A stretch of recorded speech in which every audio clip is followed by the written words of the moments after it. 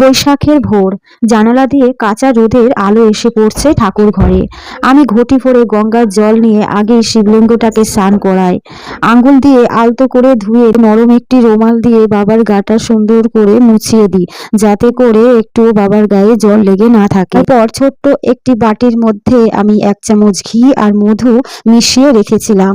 ওই ঘি আর মধুটা আমি বাবার গায়ে মাখিয়ে দিলাম। মা বলতেন মধু দিলে সংসারে মিষ্টতা থাকে, ঘি দিলে মনে তেজ আসে। আমি চোখ বুজে বাবার কাছে সেইটুকুনি চাই। এবার একটি কচি বেলপাতা দুধের ঘটিতে ডুবিয়ে শিবলিঙ্গের মাথায় রাখি।